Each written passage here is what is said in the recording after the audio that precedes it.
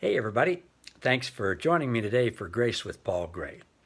The last couple of days we looked at 1 John 4:16 and 17, which says this, "And we have come to know and to believe the love that God has in us.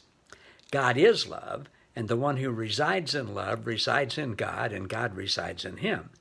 By this, love is perfected in us, so that we may have confidence in the day of judgment, because just as Jesus is, so are we in this world." And today, the next verse, the key verse. "There is no fear in love, but perfect love drives out fear, because fear has to do with punishment. The one who fears punishment has not been perfected in love."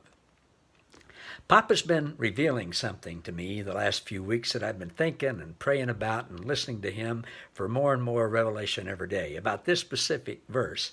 And I'm getting more and more excited every day. It's enlarged and expanded my understanding and my view of God exponentially.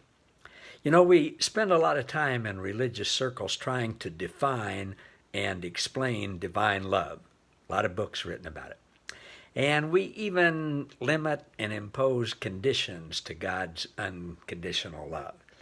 Religion says love is a doctrine, the doctrine of divine love. They label it a construct or a dogma or a belief or part of a statement of faith or a subject to cover at a Bible study or at a seminary.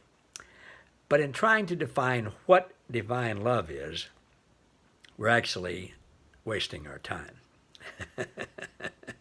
It's an exercise in futility, because divine love is not a what. Divine love is a who. Look at our verse for today. Perfect love drives out fear. Let me ask you, can a doctrine drive out fear? Can a construct or a dogma or Article 4 in our 10-point statement of faith drive out fear? Can a seminary class drive out fear? Obviously not. When you have any fear about punishment from God, or that God won't help you with something, or fear about the judgment day, any of those are really fear that God's going to punish you instead of bless you. And you wake up like at 3 in the morning and you start to worry, which is fear acted out. And you're worrying, you're afraid that something bad will happen that you have no control over. Well, let me ask you, will reciting 1 John 4:16, God is love, over and over and over and over and over, drive out that fear? Now, that's like a magic incantation. Will reminding yourself that God doesn't want you to be afraid drive out fear? Well, it might help. Will remembering the textbook definition of agape drive out fear? You know, I've tried all those things, and for me, they don't work. However, when I've actually talked to God, listened to God, listened to Jesus, Papa, or the Holy Spirit, or all three at the same time, and asked them what to do, virtually every time they'll say, "What you're thinking about is not real, Paul. You're worrying about something that only exists in your mind. Whatever does happen, we're with you. We're in control, and we're working all things out for the good. Relax, rest in us. We got this. Have no fear. There is no reason to fear. Trust us." Then I'm able to go right to sleep.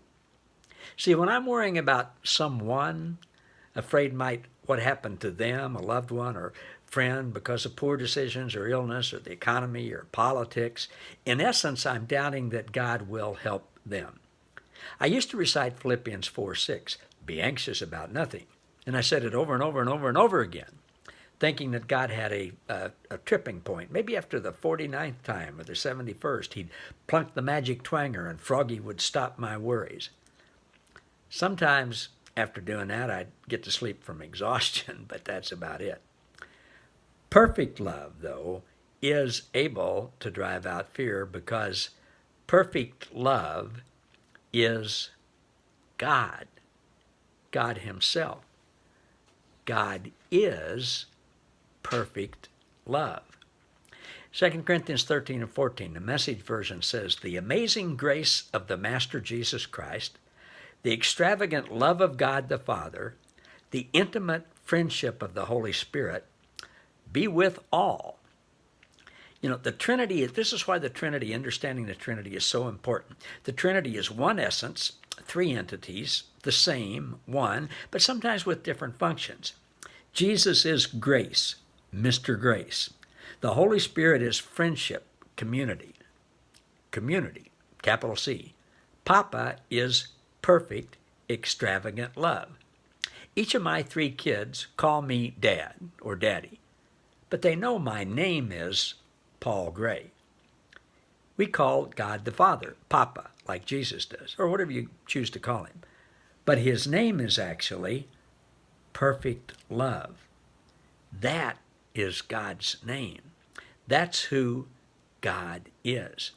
When Jesus came to reveal God 2,000 years ago, he told and taught and showed people that God is our Father, Abba. Today we would say Papa or Daddy. And through his best friend John and the Apostle Paul, he further revealed that God is love. Agape love, divine love, a different kind of love than human love, perfect love. Your Papa's name is capital P, perfect, capital L, love. And he, God himself personally, can drive fear out from you, because fear has to do with punishment. Either punishment right now because we think we've ticked him off, or punishment on Judgment Day because we think we've really ticked him off. Perfect love, God himself continually assures us that he's perfect, and he's made us perfect. He's made you perfect. His name is perfect love. Your name is Stacy Love, or Roger Love, or Ann Love. He's your Papa.